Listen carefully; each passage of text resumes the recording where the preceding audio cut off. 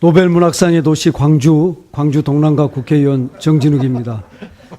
동해 심해 석유가스전 시추 탐사 프로젝트 대왕고래 프로젝트라고 하겠습니다. 이 프로젝트 이해할 수 없는 사건들의 연속입니다. 석유공사 김동섭 사장님, 네. 윤석열 대통령이 대왕고래 프로젝트 언제 발표했죠? 빨리 대답해 주세요. 6월 3일입니다. 예. 그런데 대왕고래 프로젝트는 23년 10월 24일 석유공사가 이미 국내 총 7개 유망 구조를 도출했다. 이런 시추 기본 계획 세웠죠. 이 자리에 나와 있는 국무 팀장 작성하셨죠? 예. 이 계획에 대해서 김 사장님도 결재하셨죠? 예.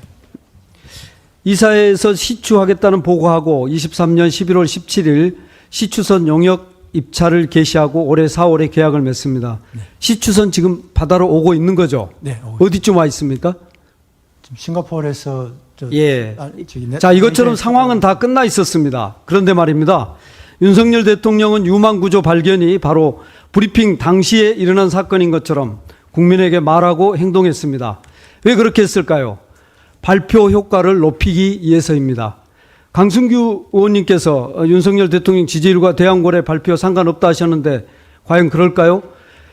4월 총선에 지고 나서 윤석열 대통령이 갤럽 기준으로 4월 5월 내내 23%, 24% 선을 기록하다가 6월 3일 발표하기 전주, 5월 마지막 주에 21%로 뚝 떨어집니다.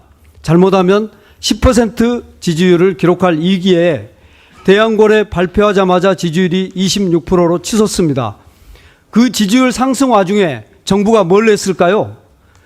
권익위는 발표 딱 일주일 뒤 6월 10일 김건희 여사 명품백 의혹에 대해 제재 규정 없음으로 조사를 종결합니다. 이래도 대국민 사기극 아닙니까? 존경하는 김한규 의원님 말씀처럼 윤 대통령은 최대치 140억 배럴만 줄곧 이야기했습니다. 이미 매장량 확인이 끝난 가이아나 110억 배럴과 비교까지 해서 마치 매장량을 확인한 것처럼 호도했습니다. 이런 게 대국민 사기극입니다. 쇼는 여기서 끝나지 않습니다. 윤 대통령은 6월 3일 산업통상자원부에 탐사 시추 계획을 승인했습니다. 석유공사 사장님, 대통령이 탐사 시추 계획에 대해서 승인 권한이 있습니까? 모르시죠? 잘 모르겠습니다. 예, 장관에게 있습니다. 본인에게 있지도 않은 승인을 국민들 앞에서 했습니다. 철없는 오빠거나 무식한 오빠 아니면 할 수 없는 일입니다. 예타 문제도 기가 막힙니다. 기재부에서 어떤 사업이 예타 대상이 되느냐 판단할 때는 우리 존경하는 김성환 의원님 지적처럼 그 사업이 시작해서 끝나는 A부터 Z까지의 총 사업비 개념으로 보는 것입니다. 대왕고래 프로젝트는 탐사 시추하고 그 다음에 평가 시추하고 생산 시추까지 포괄하는 사업입니다. 좁게 본다 하더라도 탐사 시추, 평가 시추는 연결된 과정입니다. 김 사장님도 이사에서 최소한 5공은 시추해 봐야 된다. 장기적으로 봐야 된다. 지속적으로 탐사해야 된다. 말씀하셨죠? 네. 예. 그 힘 있는 기재부가 공기업에 대해 예타 여부를 당신들이 알아서 평가해라. 이렇게 하는 경우 있겠습니까? 왜 그렇게 했을까요? 대통령이 국면 전환을 위해서 첫 국정 브리핑을 한 사업인데 죄를 뿌렸다가 무슨 일을 당하려고 그래서 힘 있는 기재부가 공기업에게 당신들 마음대로 판단해라. 그렇게 한 것입니다. 잠깐만요. 예타 나중에 말씀하세요. 우리 예산사에 남을 희귀 사례입니다. 결국 대왕고래 프로젝트는 땅속에 무엇이 얼마나 있느냐는 변론으로 하고 석유공사에서 뭔가를 파내야 무슨 일이 되는 사람들 이 이너서클을 이용해서 일을 만들고 지지율 하락과 김 여사 이기 탈출이 절실히 필요했던 대통령의 합작품이라고 봅니다. 국가적 사업, 나라의 미래가 걸린 사업. 석유공사 사장님 네, 답변 좀 하십시오. 예, 답변할 기회를 좀 주시고. 네. 잠깐만요. 네. 끝나고 나서 네. 드리겠습니다. 질문 끝나고 드리겠습니다. 위원장이니까 이런 이야기 할 수 있습니다. 정진욱 의원님. 대국민 사기극입니다. 답변할 기회를 좀 주시고. 다음 질문하고요. 제 질문 끝나고 나서 답변하세요. 일방적으로 자, 계속 제가 답변 기회 드리고. 기자회견하듯이 말하고 그렇게 하지 있습니다. 말고. 자, 가스공사 질의 답변해 주십시오. 질문 드리겠습니다.